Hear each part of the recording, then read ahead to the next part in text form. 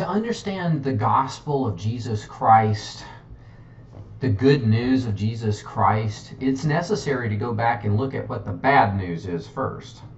You can't really understand the good news before you understand the bad news. But even before the bad news, today we're going to go back and look at Genesis chapters 1 and 2, back to the very beginning, and we're going to see how God created us to live in the first place. So even before there was bad news, there was the way things ought to be. And that's what we're going to look at as we go back to Genesis chapter 1. If you have your Bibles with you, that would be wonderful. I am going to put it up on the screen, and so you can follow along with me right here on the screen. You'll notice that the very first words of Genesis are in the beginning. In the beginning, God created the heavens and the earth. So a question you might ask is, what was in the beginning? Let's look at the first two chapters of Genesis, and we'll discover several things that God created in the beginning. That He created things good. He created things the way they're supposed to be. We have not dealt with God the way we were created to deal with Him. And so we're going to look at, what does God intend for us to be in the beginning?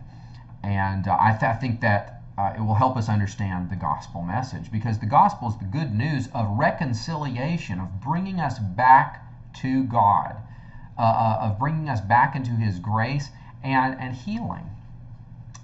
There was a death, there was sickness and disease, destruction, corruption that has come as a result of man's sin. So look with me here, Genesis chapter 1. What was in the beginning? You'll notice that in the beginning there was God. In the beginning, God. We should not overlook that. That's a very important point. He was in the beginning. He was before the beginning. He's the cause of the beginning, and He is the source of all things. God created the heavens and the earth. It says the earth was without form and void, and darkness was over the face of the deep, and the Spirit of God was hovering over the face of the waters. So before there was anything, there was this just darkness and chaos and the deep, and there's the Spirit of God. And God said, "Let there be light." And there was light. And God saw that the light was good. And God separated the light from the darkness. God called the light day, and the darkness He called night. And there was evening and there was morning the first day. Now, as we read through these things, I like to draw on a piece of paper 3 circles. This is the way I like to illustrate the 6 days of creation. I like to draw 3 circles, 1, 2, and 3.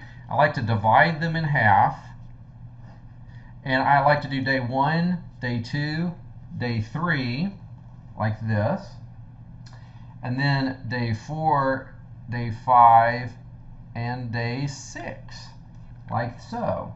So the one half of the circle will be day 1, day 2, and day 3, and then the other half of the circle will be day 4, 5, and 6.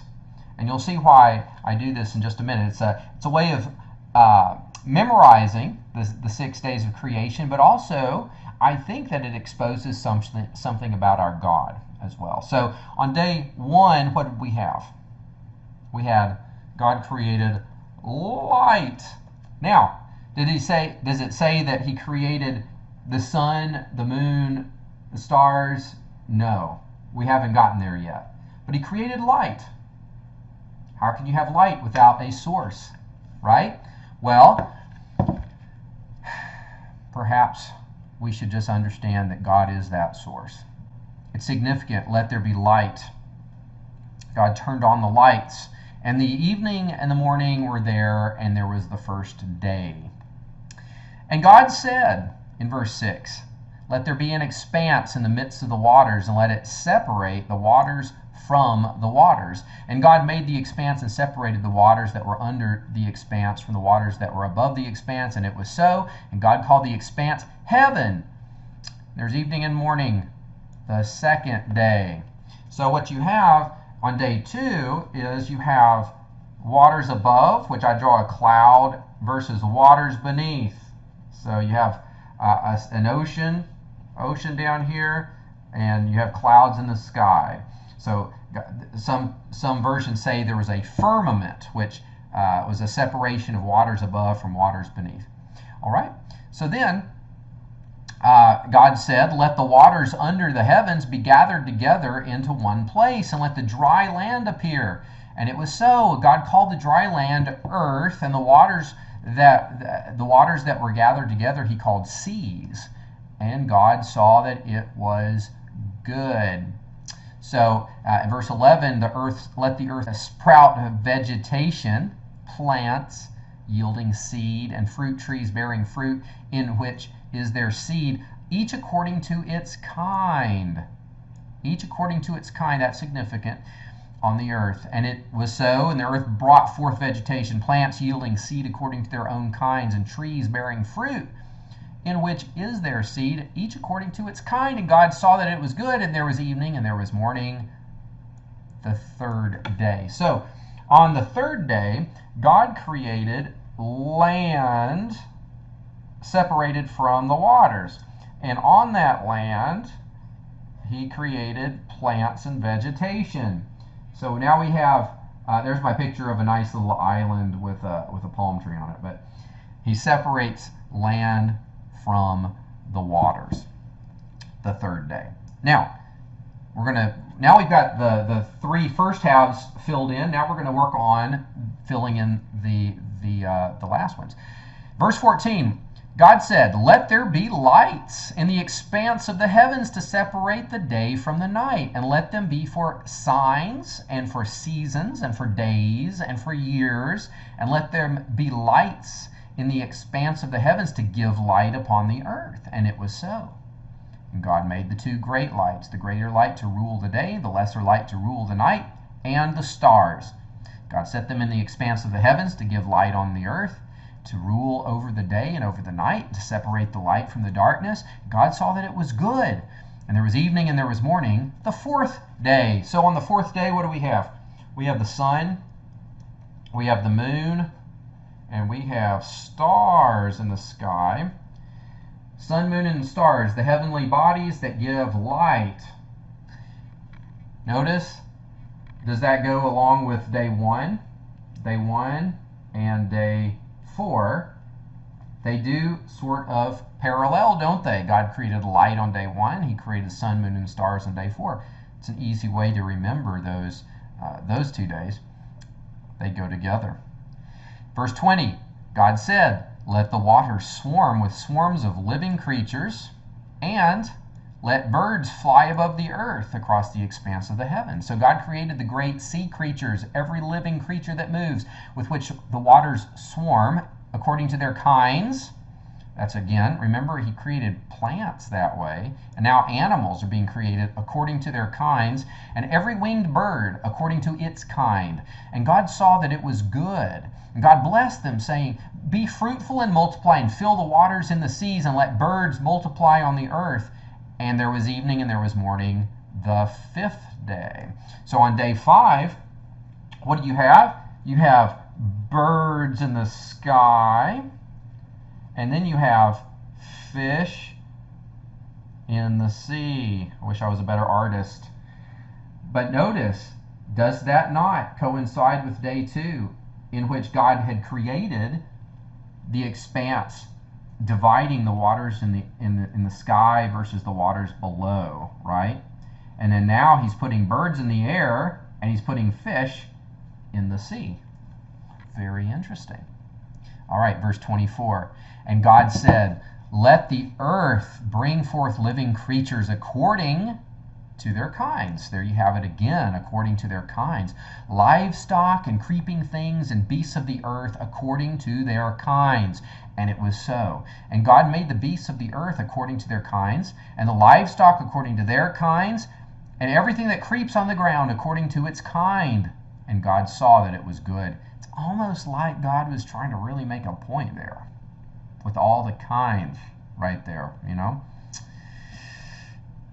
Then God said, now we're still in day 6, in verse 26, then God said, let us make man in our image, after our likeness, and let them have dominion. Let them have dominion over the fish of the sea, and over the birds of the heavens, and over the livestock, and over all the earth, and over every creeping thing that creeps upon the earth. So God created man in his own image. In the image of God he created him. Male and female he created them. And God blessed them, and God said to them, be fruitful, and multiply, and fill the earth, and subdue it. And have dominion over the fish of the sea, and over the birds of the heavens, and over every living thing that moves on the earth. And God said, behold, I have given you every plant yielding seed that is on the face of all the earth, and every tree with seed in its fruit. You shall have them for food. And to every beast of the earth, and to every bird of the heavens, and to everything that creeps on the earth, everything that has the breath of life, I have given every green plant for food. And it was so. And God saw everything that he had made, and behold, it was very good. It was very good. And there was evening, and there was morning, the 6th day. So on the 6th day, what do we have? We have man and woman. Of course, she didn't have a dress on yet, but anyway. And then you also have stick animals. So you got man and animals. And what did he create on day 3? He created the dry land and vegetation. And so where should they go? Now he's created every creeping thing that creeps on the earth, every animal and every insect and all the bugs and everything now have been created on the earth. And he saw that it was very good. Now there is one last day in the week, in the creation week. That's in chapter 2. He says, thus the heavens and the earth were finished, and all the host of them, and on the 7th day God finished his work that he had done, and he rested on the 7th day from all his work that he had done. So God blessed the 7th day and made it holy, because on it God rested from all his work that he had done in creation. And that really is the end of that first narrative in Genesis. It actually ends in chapter 2 and verse 3. And so, now, what we have seen is the beginning of the earth. We've been introduced to God. We've seen the beginning of creation. And now we will enter into a few other topics that I will show you in the next video.